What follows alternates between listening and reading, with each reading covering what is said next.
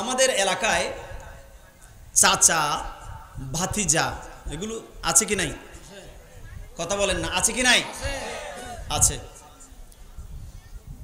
আমাদের চট্টগ্রাম, আমি অন্য ডিস্ট্রিক্টের কথা জানি না, এমন একটা সিস্টেম, চাচা নাকি ভাতিজাকে মায়ের নাম তুলে গালি দিতে পারবে। চাচা ভাতিজাকে কার নাম তুলে বিচার যখন করা হয়, তখন ভাতিজা বলে আমার চাচা আমাকে আমার মায়ের নাম তুলে গালি দিয়েছে। বিচারক ফয়সালা দে কি জানেন? তোর মা এবার বাবি তোরও গালি দিতে পারিব। আমি যে কথাগুলো বলতেছি এগুলো আমাদের এদিকে পাওয়া যায়, আমি নিজে এগুলো অনুধাবন করে তারপর বলতেছি। আশা করি আপনারা বুঝতে পারতেছেন। তার মানে চাচা ভাতিজার মায়ের নাম তুলে গালি দিলে তেমন কিছু আমাদের সমাজে তেমন কিছু আসে যায়। তাহলে যে গালি দিচ্ছে সেও কি ইমানদার? বলেন না, সেও কি ইমানদার? হোক বা না হোক, ইমানদারের দাবিদার, ঠিক কি না? আবার যে শুনছে সেও কি, যে বিচারের ফয়সালা দিচ্ছে সেও কি ইমানদার। ঐতিহ্যবাহী অত্র এলাকার সুন্নি আশিক রসুল, আশিক ওলি, মুরব্বিয়ানে কেরাম, নওজওয়ান সকলের অংশগ্রহণের মাধ্যমে আয়োজিত জশ্নে ঈদে মিলাদুন নবী সাল্লাল্লাহু আলাইহি ওয়াসাল্লাম উদযাপন উপলক্ষে আজকের মাহফিলের সম্মানিত সভাপতি, ঐতিহ্যবাহী মাইজপাড়া জামে মসজিদ এর সম্মানিত খতিব মুকাররম হযরত বাইজিদ বুস্তামি রহমতুল্লাহি আলাইহি নুরানি মাদ্রাসার সম্মানিত প্রতিষ্ঠাতা পরিচালক, বিশিষ্ট আলেম দ্বীন,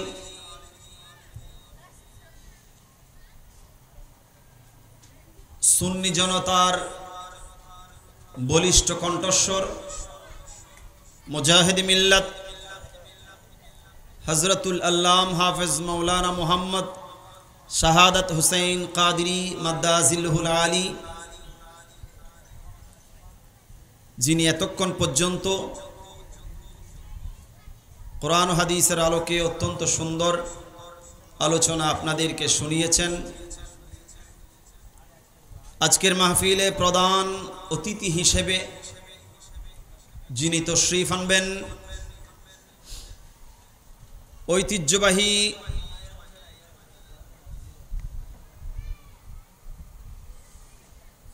জামিয়া গৌসিয়া মুইনিয়া আলিয়া কামিল মাদ্রাসার সম্মানিত প্রধান মুফাসসির, খতিব জামান, মুফাসসির কুরআন, মুফাখর আহলে সুন্নাত, উস্তাজুল উলামা,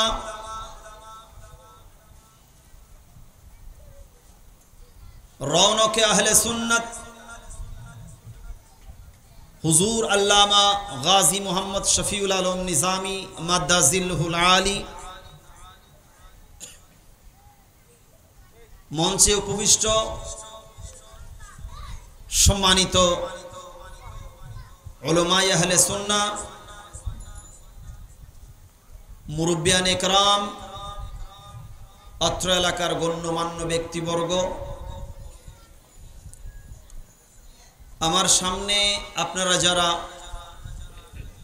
কষ্ট করে বসে আমি অদমকে শুনছেন, সম্মানিত আশিক রসুল, আশিকে ওলি, পর্দার আড়ালে মা বোনেরা রহমানি ও রহমাকুমুল্লাহ তাআলা, মহান আল্লাহ জাল্লা শানুহুর দরবারে লাখ কোটি শুকর আদায় করছি যে রব্বুল আলামিন আমাদেরকে এই দুঃসময়ের মধ্যে আজিমুশ-শান ঈদ মিলাদুন্নবী সাল্লাল্লাহু আলাইহি ওয়াসাল্লাম শিরোনামে কোরআন ও হাদিসের আলোকে কিছু বায়ানাত, দরকারি কিছু বিষয় উপস্থাপন করার এবং শোনার সুযোগ করে দিয়েছেন। সে মহান রব্বুল ইজ্জতের দরবারে সবাই উচ্চ আওয়াজে শুকর আদায় করুন, আলহামদুলিল্লাহ। সাথে সাথে নবী পাক সাহেবুল লাউলাক ফখরে মওজুদাত রহমাতুল লিল আলামিন, হায়াতুন নবী, জিন্দা নবী, কামলিওয়ালা নবী, সর্বকালের সর্বযুগের সর্বশ্রেষ্ঠ নবী, দয়ার নবী, মায়ার নবী, উম্মতের কান্ডারি নবী, রাসূল আরবী নবী মুহাম্মদুর রাসূলুল্লাহ সাল্লাল্লাহু তাআলা আলাইহি ওয়াসাল্লামের পাক কদম মুবারকে বেখত বেশুমার সালাত ও সালাম আরজ করছি। সর্বোপরি ইন্তেজামিয়া কমিটি যারা অক্লান্ত পরিশ্রম করেছেন এই অনুষ্ঠান সাজানোর জন্য, এবং আপনারা যারা কষ্ট করে সময় দিয়েছেন, এসেছেন, বসেছেন, শুনছেন, আপনাদের সকলের শুকর আদায় করছি। আল্লাহ জাল্লা শানুহু আমাদের সকলের এই ছোটখাটো প্রয়াস কবুল করুন, আমিন। সম্মানিত হাজিরিন,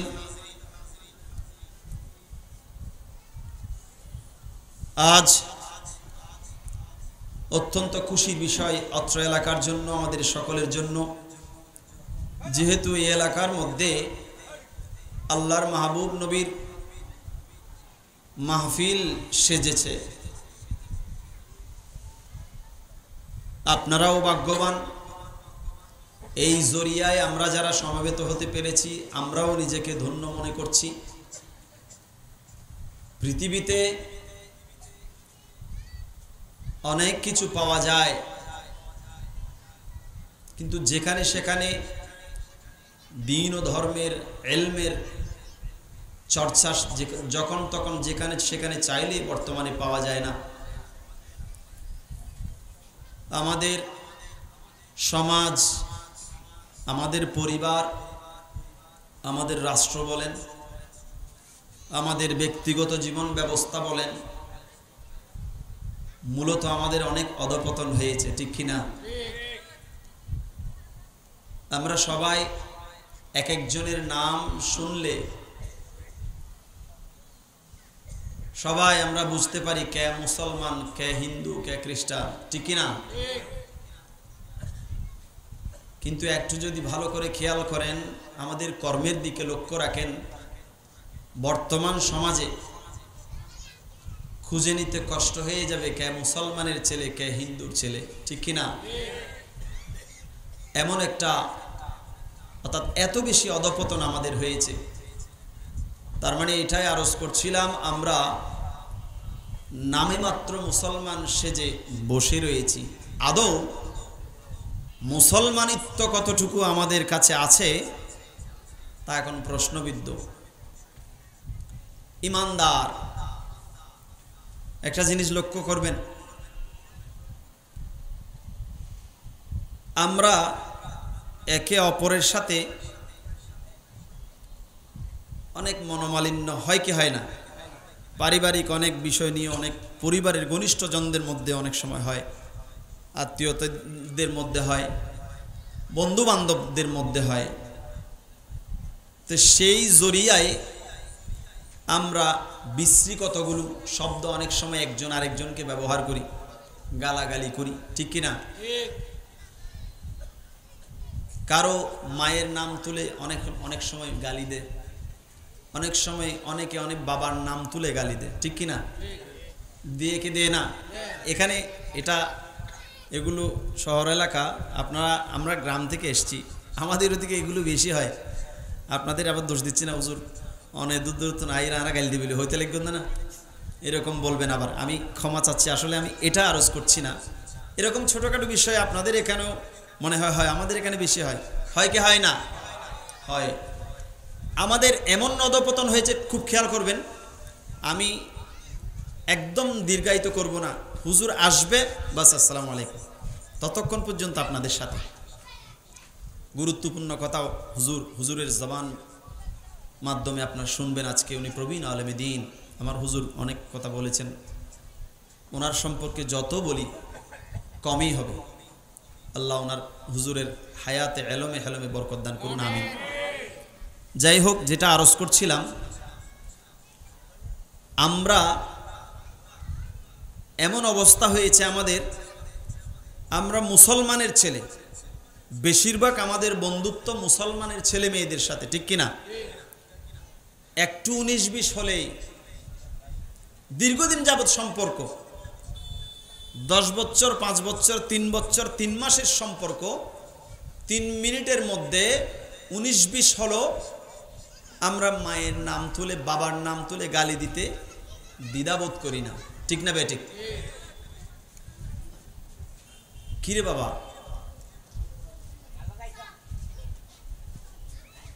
তিন মিনিটের মধ্যে তুমি 3 বছরের সম্পর্কটাকে ভুলে গেলে।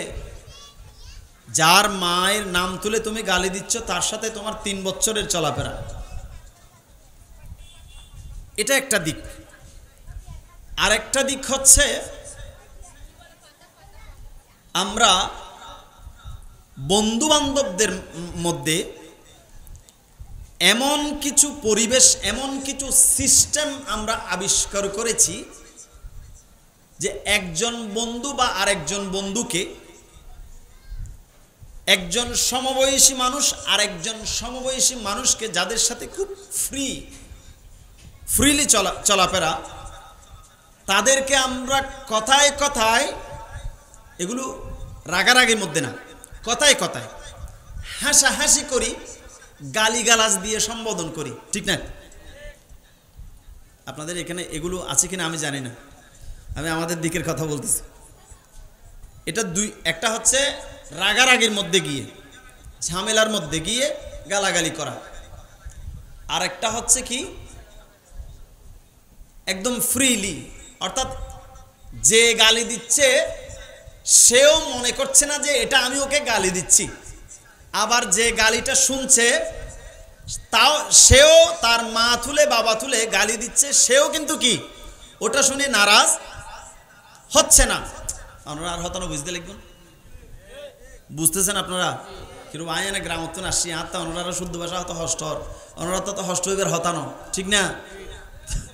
একটু সাপোর্ট করুন। এখন যে গালি দিচ্ছে সেও কিন্তু কি মুসলমানের ছেলে, যে শুনছে সেও কার ছেলে? কিন্তু কারো কোনো কি নাই, অভিযোগ নাই, অথচ সে বলতেছে এটা, এই কথাটার অর্থ অনেক কিছু দাঁড়ায়, এগুলো মুখ দিয়ে আসে, আসলে এখানে প্রকাশ করার মতো নয়। অতটুকু কিভাবে আমি বলবো ওই শব্দগুলো আমার অত জ্ঞান নেই, আপনারা বুঝে নেবেন, আশা করি বুঝতে পারছেন। আরেকটা দিক যেগুলো আমি নিজে অনুধাবন করলাম, আরেকটা দিক দেখবেন, আমাদের এলাকায় চাচা ভাতিজা এগুলো আছে কি নাই? কথা বলেন না, আছে কি নাই? আছে। আমাদের চট্টগ্রাম, আমি অন্য ডিস্ট্রিক্টের কথা জানি না, এমন একটা সিস্টেম, চাচা নাকি ভাতিজাকে মায়ের নাম তুলে গালি দিতে পারবে। চাচা ভাতিজাকে কার নাম তুলে বিচার যখন করা হয়, তখন ভাতিজা বলে আমার চাচা আমাকে আমার মায়ের নাম তুলে গালি দিয়েছে। বিচারক ফয়সালা দে কি জানেন? তোর মা এবার বাবি তোরও গালি দিতে পারিব। আমি যে কথাগুলো বলতেছি এগুলো আমাদের এদিকে পাওয়া যায়, আমি নিজে এগুলো অনুধাবন করে তারপর বলতেছি, আশা করি আপনারা বুঝতে পারতেছেন। তার মানে চাচা ভাতিজার মায়ের নাম তুলে গালি দিলে তেমন কিছু আমাদের সমাজে তেমন কিছু আসে যায়। তাহলে যে গালি দিচ্ছে সেও কি ইমানদার? বলেন না, সেও কি ইমানদার? হোক বা না হোক, ইমানদারের দাবিদার, ঠিক কি না? আবার যে শুনছে সেও কি যে বিচারের ফয়সালা দিচ্ছে সেও কি ইমানদার। এ হলো আমাদের অবস্থা। আচ্ছা, এগুলো গেলাম, গালাগাল দিলেন। আবার অন্য একটা বিষয়ের মধ্যে যখন যাবেন, আবার আমরা একটু ওইদিকে সচেতন বেশি। আপনি আমাকে গালি দেন, সমস্যা নাই, কিন্তু গালি দিতে দিতে কতগুলো শব্দ আছে। আমরা মায়ের নাম তুলে যখন চাচা গালি দিল, ভাইপু খুশি তো গুই গালি দিতে পারিব না চাচা। বাবার নাম তুলে দিলাম, আমার মামা দিল গাল, না আর মা ওইল তো দুলাভাই গালি দিতে পারিব, এভাবে চালিয়ে দিলাম। কিন্তু গালি দিতে দিতে এক পর্যায়ে যখন একজন আরেকজন করে বলে বেঈমান, কি বলে, এ তুই বেঈমান, কি কথা বলেন না, কি বলে, তখন কিন্তু আমার মেজাজ গরম হয়ে গেল। দেখেন, এই হলো আমাদের অবস্থা। এখন আপনাকে মায়ের নাম তুলে গালি দিল, কিছু বললেন না, বাবার নাম তুলে গালি দিল, কিছু বললেন না, কিন্তু আপনাকে যখন বেঈমান বলা হলো, তখন আপনার ইমানি শক্তি কি হয়ে গেল, উতরে উঠল। এখন আপনি যে ইমানদার, তো আপনি গরম হলেন কেন? বলে আরে বেঈমান কেন হোক, ঠিক কিনা? তার মানে সে মনে করতেছে আমি কি হতাহন নব, আমি কি ইমানদার, আমাকে বেঈমান কেমনে বলবে? অমুসলমান। আপনি যখন নিজেই এত বেশি ইমানদারের দাবিদার, আপনি যে ইমানদার সেটা একটু আমাকে সাবিত করেন, প্রমাণ করেন। এই কথা যদি বলা হয়, আচ্ছা একটা কথা বলি, আজকাল আমাদের দেশে অনেক ধরনের মেশিন আবিষ্কার হয়েছে, ঠিক কিনা? একজন মানুষকে শোয়ানোর পরে একটা মেশিনের মধ্যে ঢুকাই দিলে তার শরীরের অঙ্গ প্রত্যঙ্গের মধ্যে কি আছে এগুলো সব স্ক্রিনের মধ্যে কি দেখা যায়, কত পার্সেন্ট হার্টবিট চলতেছে, হ্যাঁ, এগুলো কি পরিষ্কার, কি তার নিঃশ্বাস কতক্ষণ থাকবে, কোন দিকে যাচ্ছে, পালস ডাউন হচ্ছে নাকি আপ হচ্ছে, এগুলো মানুষ ওখানে শোয়া, কিন্তু আমি মানুষের দিকে দেখছি না, দেখছি কোন দিকে, কম্পিউটারের স্ক্রিনের মধ্যে কি হচ্ছে। ডাক্তার বলতেছে সে আর 2-3 মিনিট আছে, আপনারা কিছু বলার থাকলে, কিছু করার থাকলে করেন, 2-3 মিনিটের মধ্যে চলে, তার পালস একদম কোন দিকে যাচ্ছে, ডাউন হতে যাচ্ছে, ঠিক না ভাই? ঠিক। আচ্ছা, আমাদের দেশে যদি এরকম কোনো একটা স্ক্রিন, একটা কম্পিউটার বা একটা এরকম কিছু যদি আবিষ্কার হতো যে ঈমান কার কাছে কত পার্সেন্ট আছে, এটা যদি পরীক্ষা করার একটা যন্ত্র বের হতো, আপনাকে বেঈমান বলার সাথে সাথে আপনি কি হয়ে গেলেন, তেলে বেগুনে জ্বলে উঠলেন। যদি ওই যন্ত্র বের হয়ে যেত, তখন আমাদের পক্ষে, আমি যেটা মনে করছি, আল্লাহ ক্ষমা করুন, আল্লাহ আমাদেরকে ইমানে জজবা দান করুন, আমিন বলুন। আমি মনে করছি আমাদের মতন এরকম অনেক গণ্যমান্য উঁচু শ্রেণীর অনেক আলেমরা পর্যন্ত যদি স্ক্রিনে তাদের ইমানি শক্তি কতটুকু পার্সেন্টেজ যদি বেশি উঠত, তাহলে এখানে আপনারা এতক্ষণ বসায় বলে যার কাছে ইমানের পার্সেন্টেজ একদম নিচের দিকে, সে এসেছে আমাকে এখানে নসিহত করে ইমান তাজা করার জন্য, বের করে দিতেন কি রাখতেন? বের করে দিতেন। অনেক কথা বলেছি, এগুলো একটু বুঝে নেবেন। আমাদের দেশের, সমাজের, পাড়ার, মহল্লার, এলাকার, আমাদের পরিবারের, আমাদের ব্যক্তি জীবনের এই হলো বর্তমান দশা।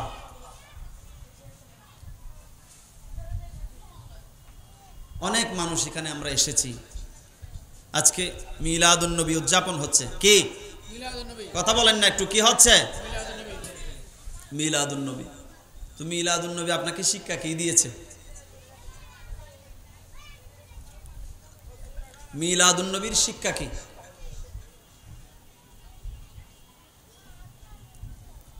মিলাদুন্নবীর একজন ইমানদারের সকল জীবনের সকল কিছু শিক্ষা আমরা পেয়েছি মিলাদুন্নবীর মাধ্যমে। সুবহানাল্লাহ বলুন।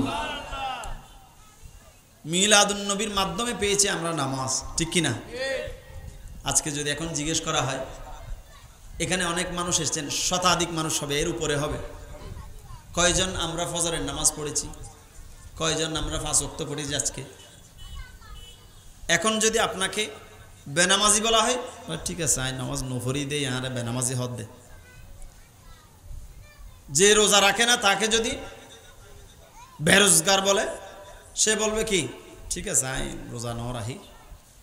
কিন্তু বেঈমান কলার সাইক তাড়াতাড়ি দৌড়ি। আল্লাহর হাবিব সাল্লাল্লাহু আলাইহি ওয়াসাল্লাম বলতেছেন, মানুষ যখন একে একে নামাজগুলো তরক করতে থাকে, কি করতে থাকে?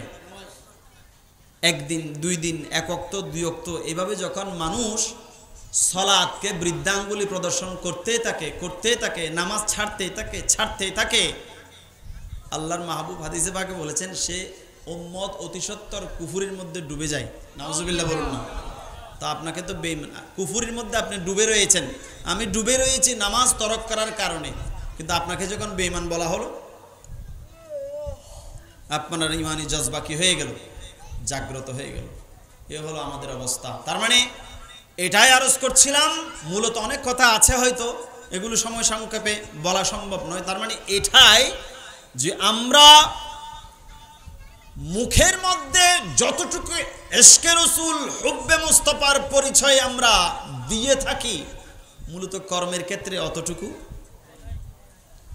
মুখের মধ্যে মুসলমানের পরিচয় যতটুকু আমরা তুলে ধরার চেষ্টা করি, মূলত আমাদের আমলের মধ্যে তার ছিটে ফোটাও।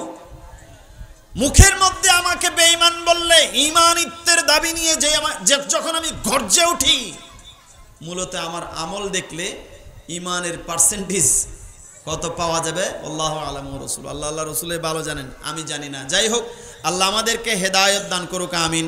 দরুদ পড়ুন, আল্লাহুম্মা সাল্লি আলা মাওলানা মুহাম্মাদ ওয়া আলা আলি সাইয়্যিদিনা। আয়াত পড়েছিলাম, কুল লা আসআলুকুম আলাইহি আজরান ইল্লাল মাওয়াদ্দাতা ফিল কুরবা। কুল, মাহবুব আপনি বলে দিন। মাহবুব আপনি কে বলতেছেন? কে বলতেছেন? কথা বলুন, কে বলতেছেন? আল্লাহ বলতেছেন। কাকে? আল্লাহর হাবিবকে। কাকে? আল্লাহর হাবিব। মাহবুব আপনি বলে দিন, লা আসআলুকুম আলাইহি আজরান ইল্লাল মাওয়াদ্দাতা ফিল কুরবা।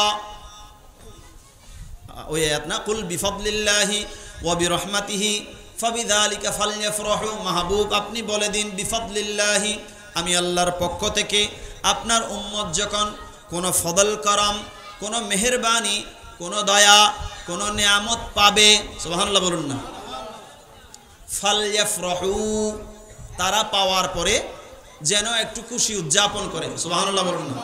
কি উদযাপন করে? খুশি। তো খুশিকে বলা হয় কি? ঈদ। কি বলা হয়? খুশিতে কি, খুশিকে কি বলা হয়? ঈদ। নেয়ামত, আজকে মাহফিল হচ্ছে, এটাও একটা কি? নেয়ামত। আমরা সুস্থ আছি, এটাও কি? আমরা খেয়ে আসছি, সেটাও কি? আমাদের ধন সম্পদ আছে, সেটাও কি? আমাদের ছেলে মেয়ে আছে, এটাও কি? নেয়ামত।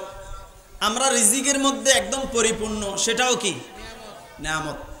আজকাল আমরা দেখবেন অনেক মানুষকে যখন আপনি নামাজের কথা বলবেন, যখন আপনি দ্বীনের কথা বলবেন, ধর্মের কথা বলবেন, বিভিন্ন ধরনের ঈমানি কথা বলবেন, তখন মানুষ, অনেক মানুষ, সবাই না, অনেক মানুষ এই অ্যান্সারটা করে, বলে হুজুর পেটের মধ্যে নাই আপনার এই ধর্মীয় কথা, এখন ভালো লাগতেছে। কিসের মধ্যে নাই? পেটের মধ্যে নেই। সারাদিন রিক্সা চালাইতে হয়, সারাদিন অন্য কাজে যেতে হয়, সারাদিন ধান কাটতে হয়, সারাদিন আমাকে অন্যান্য কর্মের মধ্যে থাকতে হয়, ডিউটির মধ্যে থাকতে হয়, এখানে নামাজ পড়ার সুযোগ কই। আবার অনেকে ঠাট্টার ছলে এটাও বলে, হুজুর ফেরত না তাহলে তা আল্লাহ রসুলও বানানো লাগে। নাউজুবিল্লাহ বলুন না। আসলে রিজিক, আমরা রিজিকের নেশায়, রিজক। আচ্ছা, রিজিকের মালিককে, রিজিক কে দেন? আল্লাহ। এটা বিশ্বাস করেন? তো সেটা যদি বিশ্বাস করেন, আচ্ছা এটাও বিশ্বাস করতে হবে যে আপনি আসার শত শত বছর আগে আল্লাহ জাল্লা শানুহু আপনার জন্য, আমার জন্য রিজিক যেটা দুনিয়াতে আমি ভোগ করব, যেটা আমি পাবো, সেটা আমার জন্য নির্ধারণ করেছেন, ঠিক কি না? আচ্ছা, এটা কি বিশ্বাস করেন যে আপনি যে দানাটা আহার করবেন, যে আপেলটা আপনি খাবেন, সেটা আর কারো পেটে যাওয়া সম্ভব? এটা আপনার জন্য নির্ধারণ করেছেন কে? আচ্ছা, আমরা আপেল বা বিভিন্ন আঙ্গুর এগুলো বাজার থেকে ক্রয় করি কি করি না? করি। আচ্ছা, একটু দেখবেন, আপনি আপেল অনেকগুলো দেখলেন, এটা না ওইটা না একটা দেখলেন, কিন্তু একটু ভালোভাবে যদি আপনি জাস্টিফাই করেন, যে দেখবেন যে এই আপেলটা made in Italy, made in, তার মানে এটা ধরেছে কোথায়? ইতালির মধ্যে। তো ইতালির মধ্যে যারা ওখান থেকে সংরক্ষণ করেছে, হয়তো ওখানেও বাজারজাত হয়েছে, কেউ কিনেছে কিন্তু সে খেতে পারে নাই, সে হয়তো অন্য মার্কেটে সেল করেছে, সেও খেতে পারে নাই, আস্তে আস্তে এটা বাংলাদেশের মধ্যে পৌঁছেছে, বন্দর হয়ে হয়তো অনেক বড় মার্কেটের মধ্যে আসছে, চট্টগ্রামের মধ্যে আসছে, এখানে অনেকগুলো আপেল একত্রিত করা হয়েছে, এখানে অনেক মানুষ আপনার সে আপেলটা উলট পালট করে অনেকে রেখে ছেড়ে চলে গিয়েছে, রেখে তার পছন্দ হয় নাই, না হয় ভালো লাগতেছে না, না হয় দরদামে হচ্ছে না, কিন্তু আপনি যখন গেলেন ওই আপেলটা আপনি নিয়ে নিলেন, খেয়ে ফেললেন। তার মানে কি? অর্থাৎ এই আপেলটা আল্লাহ জাল্লা শানহু আপনার আসার অনেক পূর্বে আপনার রিজকের মধ্যে বরাদ্দ করেছেন, ঠিক কিনা? এটা পৃথিবীর আর কারো পক্ষে খাওয়া সম্ভব নয়। তার মানে এটা আরজ করছিলাম, রিজক এটা নির্ধারিত, ঠিক কিনা? আচ্ছা, আমরা রিজিক বলতে বুঝি, আমরা রিজিক বলতে কি বুঝি? আমরা রিজিক বলতে বুঝি টাকা পয়সা। মেইন থিং আমাদের হচ্ছে কি? কথা হন নব, আমরা কি বুঝি সেটা? রিজক বলতে বেশি বেশি হানা, নতুন নতুন একদম মাছ গোস্ত এই সেই এগুলোই বুঝি, ঠিক কিনা? অথচ রিজকের কতগুলো স্তর আছে, কি আছে? কথা বলে না, কি আছে? স্তর আছে রিজকের মধ্যে। তো রিজকের সর্বনিম্ন স্তর কি স্তর? কথা বলেন একটু, কি স্তর? রিজিকের সর্বনিম্ন স্তরের নাম হচ্ছে দৌলত। সুবহানাল্লাহ বলুন না। রিজিকের কোন স্তরের নাম? নিম্ন স্তরের নাম। তার মানে এর নিচে আর কোন স্তর? এই নিম্ন স্তরের নাম হচ্ছে কি? এ টাকা পয়সা। অথচ প্রথম স্তর, পরিপূর্ণ স্তর, সর্বোত্তম স্তর, সর্বোচ্চ স্তর, এগুলো আমরা অনেকে জানি না, ঠিক কিনা? আমরা রিজক বলতে শুধু বুঝি অনেকে, এই জন্য তলাবুল ইলম ফারিদাতুন আলা কুল্লি মুসলিম ওয়া মুসলিমা। আল্লাহর মাহবুব বলেছেন, উম্মত নামাজ যেমন ফরজ, দ্বীনি ইলম তলব করা সেটাও তোমার জন্য কি? ফরজ। আমরা তো আজকাল বলি, হুজুর ইনারা বাজিবেন দে, আর না জানি আল্লাহ আর মাফ করে দিব। খুব সোজা, খুব কি? আল্লাহ বোঝার তৌফিক দান করুন, আমিন বলুন। যাই হোক, রিজকের সর্বনিম্ন স্তর কোনটা? কথা বলুন নাকি? সেই নিম্ন স্তরের রিজকের জন্য সামান্য দৌলত, যেটা আল্লাহর হাবিব বলেছেন সবচেয়ে নিম্ন শ্রেণীর স্তরের মধ্যে রিজকের যে একটা কি আছে, স্তর আছে, সেগুলোর মধ্যে নিম্ন শ্রেণীর হচ্ছে দৌলত। এই দৌলতের নেশায় আমরা সর্বোত্তম স্তর, সর্বোচ্চ স্তর, পরিপূর্ণ স্তর এগুলো কি করেছি ভুলে, এগুলো আমরা অনেকে জানিও না, দ্বীনি ইলম না থাকার কারণে। দ্বীনি ইলম না থাক, আপনি জানেন যাদেরকে আল্লাহ দ্বীনি ইলম দিয়েছেন, দ্বীনি কি দিয়েছেন? এইরকম হক্কানি রব্বানি আলেম ওলামারা যাদের সিনার মধ্যে আল্লাহ দ্বীনের কোরআন ও হাদিসের কি দিয়েছেন? ইলম দিয়েছেন। এটাও একটা রিজক, এটাও একটা কি? রিজিক বলুন না, এটাও একটা কি? রিজিক। দৌলতের চেয়ে কোটি কোটি স্তর উপরে হচ্ছে যার সিনার মধ্যে, যার রিজকের মধ্যে আল্লাহ দ্বীনে ইলম দিয়েছেন। সুবহানাল্লাহ। অথচ মানুষ দ্বীনে ইলম তলব করার জন্য অতটা পাগল না, যতটা পাগল মানুষ কি অর্জন করার জন্য? কিসের নেশা? দৌলতের নেশা। আপনি চাইলেও অজস্র দৌলত, কোটি টাকার মালিক হতে পারবেন, কারণ আপনার জন্য কি আছে বরাদ্দ করা? আপনার আগে, আপনি আসার আগে নাকি পূর্বে থেকে? পূর্বে থেকে।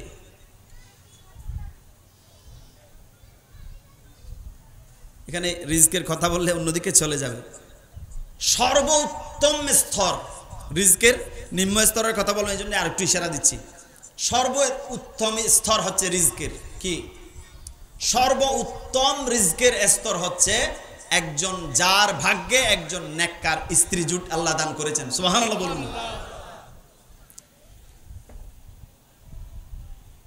নেককার স্ত্রী আর নেক সন্তান যাদের কাছে রয়েছে, এটা রিজকের স্তরের মধ্যে সর্বোত্তম স্তর হচ্ছে যার কাছে একজন নেককার স্ত্রী এবং নেক সন্তান রয়েছে। সুবহানাল্লাহ বলুন। রিজকের সর্বোচ্চ স্তর, রিজকের সর্বোচ্চ স্তর, পরিপূর্ণ স্তর, এগুলো অনেক আমি বলতে গেলে সুপরিপূর্ণ স্তর। রিজকের পরিপূর্ণ স্তর হচ্ছে যার উপর আল্লাহ আল্লাহর রাসূল রাজি। সুবহানাল্লাহ বলুন। তো এইভাবে বলতে গেলে অনেক সময় লাগবে। তো এটাই আরজ করছিলাম, আমরা বর্তমানের মধ্যে কি এই দৌলতের নেশায় আমরা দিন ভুলে গিয়েছি, মাযহাব ভুলে গিয়েছি, ধর্ম ভুলে গিয়েছি, সুন্নাহ ভুলে গিয়েছি। দৌলত, আরে বাবা আপনি চাইলেও দৌলত ইনকাম করতে পারবেন না, কামাই করতে পারবেন না, কারণ সেটা তো বরাদ্দ। নির্দিষ্ট একটা জিনিস নিয়ে কেন আপনি ঠেলাঠেলি করছেন? চাইলেও আপনি 1 বিঘত কাছে আনতে পারবেন, 1 বিঘত দূরে নেওয়া আপনার পক্ষে সম্ভব নয়। আল্লাহ বুঝার তৌফিক দান করুন। তো ঈদে মিলাদুন নবী এটা যারা আপনারা করছেন, এই এলাকার আজকে ভাগ্যবান, কারণ মিলাদুন নবীর মতন একটা গুরুত্বপূর্ণ মাহফিল এই এলাকার মধ্যে সেজেছে, বসেছে। আল্লাহ আমাদের এই জরিয়ায় আল্লাহ আমাদের সকলকে ক্ষমা করুন, আমিন। সালাতুন ইয়া রাসূলুল্লাহ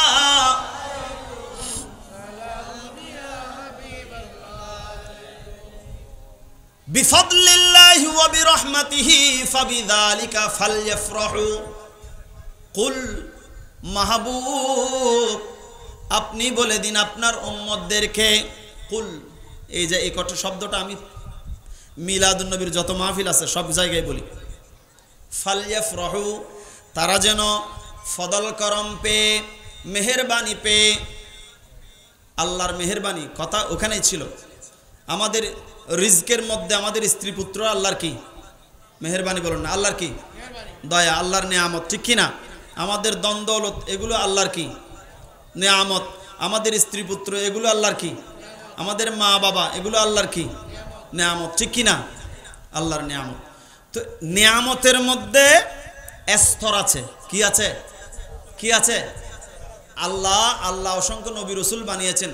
কোরআনে বলেছেন তিলকার রুসুলু ফাদ্দালনা বা'দাহুম আলা বা'দ, অসংখ্য নবী রাসূল বানিয়েছেন, কিন্তু তাদের মধ্যে আল্লাহ স্তর বিন্যাস করেছেন, একজনের উপরে অন্যজনকে আল্লাহ শ্রেষ্ঠত্ব প্রদান করেছেন, ঠিক কিনা?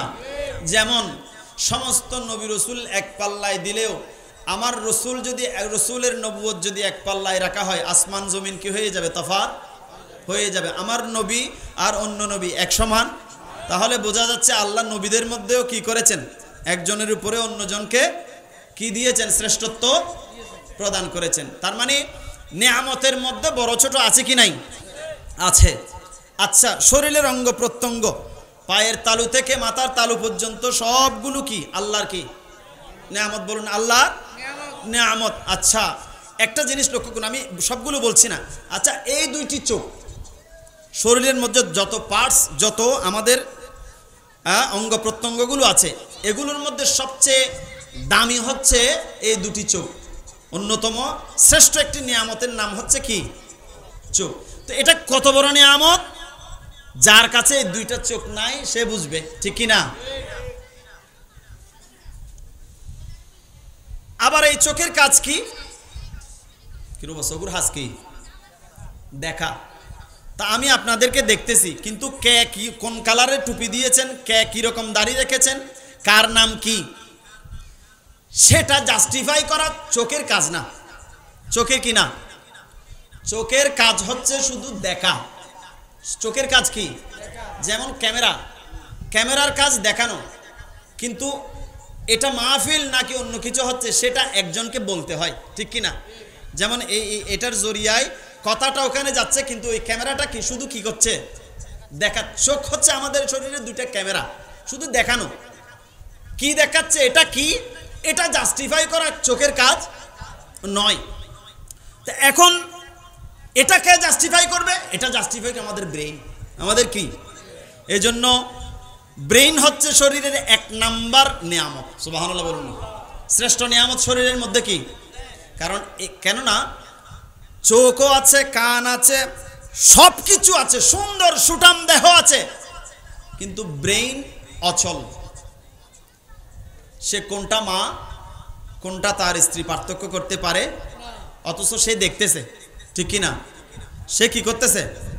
কারণ তার যেটা জাস্টিফাই করবে সেটা তো তার কি নষ্ট। যাই হোক, এটা আরজ করছিলাম, শরীরের মধ্যে অঙ্গ প্রত্যঙ্গ সবগুলো আল্লাহর নিয়ামত, কিন্তু সেখানেও বড় ছোট আছে কি নাই?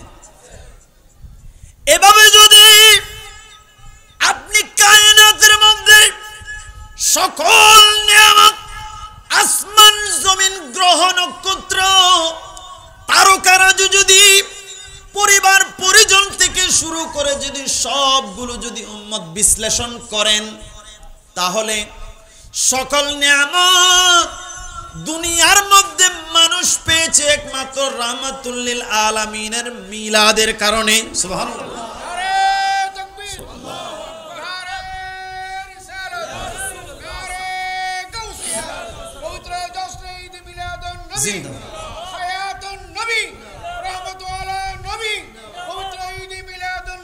মুআজ্জাজ হাজিরিন, সকল নিয়ামত পেয়েছেন মিলাদুন নবীর কারণে। মিলাদুন নবী যদি না হতো, আমার নবীর দুনিয়ার জমিনে যদি আগমন না হতো, খোদার খোদাইয়ের মধ্যে কিচ্ছু হতো না। আপনি হতেন না, আমি হতাম না, আমার স্ত্রী পুত্র মা বাবা হতো না। কেননা আমরা সকল কিছু আল্লাহর সকল সৃষ্টি হওয়ার জন্য আমার নবী হওয়া শর্ত ছিল। কি ছিল? আমার নবী যদি না হতো কিছুই। কিন্তু আমরা যদি কেউ না হতাম, আমার নবী হতো। সুবহানাল্লাহ বলুন। তার মানে সমস্ত সৃষ্টি হচ্ছে মিলাদুন নবীর মুহতাজ। মিলাদুন নবী হওয়ার কারণে সকল কিছু হয়েছে। আর যদি মিলাদুন নবী হওয়ার জন্য যদি কায়নাতের মধ্যে কিচ্ছু না হতো, তারপরেও আমার নবী হয়ে যেত। সুবহানাল্লাহ বলুন। এজন্য মুসা আলাইহিস সালাতু ওয়াস সালাম, ওনাকে কলিমুল্লাহ বলা হয়, ঠিক কি না? এগুলো বড় বড় একটা উপাধি আল্লাহ দিয়েছেন, দান করেছেন নবীদেরকে, এক একজনকে। ইব্রাহিম, কথা বলুন না, ইব্রাহিম খলিলুল্লাহ, বন্ধুত্বের স্বীকৃতি দেওয়া। আল্লাহর নবীকে আল্লাহ হাবিবুল্লাহ বলেছেন। সুবহানাল্লাহ বলেন। মুআজ্জাজ হাজিরিন, হাবিবুল্লাহ মানেও হুজুর আছেন, হাবিবুল্লাহ মানে অর্থ হচ্ছে আল্লাহর বন্ধু। সুবহানাল্লাহ বলুন। খলিলুল্লাহ শব্দের অর্থ হচ্ছে আল্লাহর বন্ধু, ঠিক কি না? দুই বন্ধুর মধ্যে পার্থক্য কোথায়? হুজুর আপনি বন্ধুত্বের কথা বলছেন, আল্লাহর বন্ধু। ইব্রাহিম আলাইহিস সালাতু ওয়াস সালামকে আল্লাহ বন্ধুত্বের স্বীকৃতি দিয়েছেন।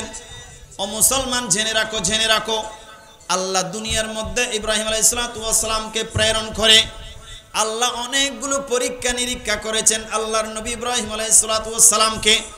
সমস্ত পরীক্ষা নিরীক্ষার মধ্যে যখন ইব্রাহিম খলিলুল্লাহ আলাইহিস সালাতু ওয়াস সালাম উত্তীর্ণ হয়েছে, আল্লাহ মেহেরবানি করে বন্ধুত্বের স্বীকৃতি দিয়েছেন। সুবহানাল্লাহ বলুন না। কিন্তু আল্লাহর নবী দুনিয়াতে আসার পরে হাবিবুল্লাহ, এটা আল্লাহ দুনিয়াতে আসার পরে বলেন নাই। আমার আল্লাহ সৃষ্টির আগে থেকে আল্লাহর বন্ধু হিসেবে আল্লাহর নবীকে সৃষ্টি করেছেন। বলুন সুবহানাল্লাহ। এজন্য বলতেছেন কুল কুল, মাহবুব আপনি বলুন, আইবার ইলাহি, আমি কেন বলবো? আপনি কি কুদরতের জবানে বলতে পারেন না? হ্যাঁ, আমার আল্লাহ বলতেছেন, ও দুনিয়ার মানুষ, আমি চাইলে বলতে পারি তোমাদেরকে সরাসরি, কারণ ইন্নাল্লাহ আলা কুল্লি শাইইন কাদির। সুবহানাল্লাহ বলুন। সকল ক্ষমতা কার হাতে? ক্ষমতা আল্লাহর আছে কি নাই? আছে। কিন্তু এখানে বলতেছেন কুল মাহবুব, আপনি বলুন। আয় বারিলাহি, আপনি কেন বলতেছেন আপনার মাহবুবকে বলতে? কারণ কুল দিয়ে আল্লাহ বোঝাতে চাচ্ছেন, এ মাহবুব, দুনিয়ার মধ্যে আপনি নবীকে রাহমাতুল লিল আলামিন হিসেবে আমি আল্লাহ প্রেরণ করেছি। এটা অনেকে সহ্য করতেও পারেন, না করতেও পারে। ফালইফরাহু, আমি আল্লাহ বিফদলিল্লাহি, আমি আল্লাহর ফদল করম মেহেরবানির মাধ্যমে আমি বুঝিয়েছি আপনি নবীকে। সুবহানাল্লাহ বলুন না। কেন বুঝিয়েছেন? কারণ নিয়ামতের মধ্যে যদি আপনি বড় ছোট যদি স্তর বিন্যাস করেন, কারণ দেখবেন সকল নিয়ামত সৃষ্টি হয়েছে রাহমাতুল লিল আলামিনের আগমনের কারণে। সুবহানাল্লাহ বলুন না। আর আপনাদের সকল নিয়ামত, সকল পিতামাতা, কায়নাতের সকল কিছু এক পাল্লায় যদি দেওয়া হয়, আমার নবীর মিলাদ যদি এক পাল্লায় দেওয়া হয়, আসমান জমিন পার্থক্য হয়ে যাবে। কোন নিয়ামত হতো না আমার নবীর মিলাদ যদি না হতো। এজন্য উম্মত জেনে রাখো, আমার নবীর আগমন হচ্ছে সৃষ্টির জন্য, কায়নাতের জন্য সবচেয়ে বড় নিয়ামত। বড় করে বলুন সুবহানাল্লাহ। এই বড় নিয়ামত পাওয়ার পরে আমার আল্লাহ বলতেছেন, মাহবুব আপনি বলুন কি? বিফদলিল্লাহি, আপনার উম্মতরা যেন যখন আমি আল্লাহর পক্ষ থেকে ফদল করম মেহেরবানি নিয়ামত পাবে, তারা যেন ফালইফরাহু, তারা যেন একটু খুশি উদযাপন করে। সুবহানাল্লাহ বলুন না। এখানে খুশি উদযাপন, তারা যেন নামাজ পড়ে সেটা বলে নাই, তারা যেন কোরআন পড়ে সেটা বলা হয় নাই, তারা যেন দান সদকা করে সেটা বলা না হয়। এখানে বলা হয়েছে যে কোনো কিছুর জরিয়ায় উম্মত তোমরা খুশি উদযাপন করবে। সুবহানাল্লাহ। এজন্য এটা আরজ করছিলাম, ও আল্লাহ, আপনি চাইলে সরাসরি এই খুশি খরাটা, খুশি উদযাপন করার জন্য আমাদেরকে বলতে পারতেন। আপনার মাহবুব নবীকে কেন সম্বোধন করছেন বলার জন্য? আল্লাহ বলতেছেন, মাহবুব আপনি যদি দুনিয়ার মধ্যে যান, তশরিফ যখন আপনার আওয়ারি হবে, তখন আপনার এই মিলাদের মধ্যে অনেক মানুষ গা জ্বলবে, অনেক মানুষ খুশি হতে পারবে না, অনেক মানুষ আপনার মিলাদুন নবী স্বীকার করবে না। মাহবুব তাদের বুঝে আসবে না, কারণ তারা দুর্বল, তারা অনেকে বুঝতে পারবে না আপনি হচ্ছেন সবচেয়ে বড় নিয়ামত, আপনি হচ্ছেন সবচেয়ে তাদের জন্য বড় দৌলত, আপনি হচ্ছেন তাদের জন্য বড় মেহেরবানি, আপনি হচ্ছেন কায়নাতের জন্য সবচেয়ে বড় রহমত। সেটা অনেকের মাথায় আসবে না। এজন্য কিয়ামত পর্যন্ত যত মানুষ আসবে যাবে, কোন মানুষ যদি আপনি নবীর মিলাদের মধ্যে খুশি উদযাপন না করে, আমি আল্লাহর কুদরতের মধ্যে কিচ্ছু আসে যায় না। কুল, আপনি নবী বলুন, আপনি নবী বলুন, ইয়ানি আপনি নবী যদি, আপনাকে রাহমাতুল লিল আলামিন বানিয়েছি, আপনাকে আমি সৃষ্টির সেরা বানিয়েছি, আপনাকে রাইসুল আম্বিয়া বানিয়েছি, আপনাকে সৃষ্টির কায়নাতের সবচেয়ে বড় নিয়ামত বানিয়েছি, এটা যদি আপনি স্বীকার করেন, আপনি যদি ফালইফরাহু, আপনি যদি কি করেন, ঈদ উদযাপন করেন, আপনি যদি খুশি হয়ে যান, আমি আল্লাহর জন্য যথেষ্ট হয়ে যাবে। সুবহানাল্লাহ। আল্লাহ নারে রিসালাত, নারে গাউসিয়া, জশ্নে ঈদ মিলাদুন নবী, আহলে সুন্নাতুল জামাত। আল্লাহুম্মা সাল্লি আলা মুহাম্মাদ নবিয়িনা।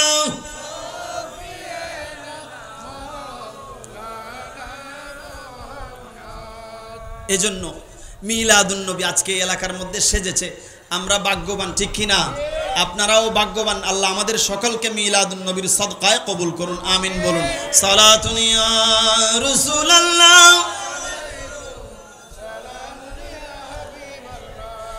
এই মিলাদুন নবী সম্পর্কে সর্বপ্রথম সিদ্দিক আকবর রাদিয়াল্লাহু তাআলা আনহু বলেছেন, উনি বলেছেন আহা মিলাদুন নবীর জন্য পৃথিবীর জমিনের মধ্যে আমার রাসূলের উম্মতের মধ্যে যদি কেউ 1 দিরহাম খরচা করে, 1 টাকা খরচা করে, কাল কিয়ামতের কঠিন মাহশরের মধ্যে হিসাব নিকাশের পরে যে যাকে ভুলে যাবে যাক না কেন, কিন্তু আমি সিদ্দিক আকবর যারা মিলাদুন নবীর মধ্যে খুশি হয়ে আমার রাসূলের মিলাদুন নবী উদযাপন করার জন্য খুশি হয়ে 1 দিরহাম খরচা করবে, আমি সিদ্দিক আকবর তাকে আমি জান্নাতে আমার সঙ্গী বন্ধু বানিয়ে নেব। সুবহানাল্লাহ।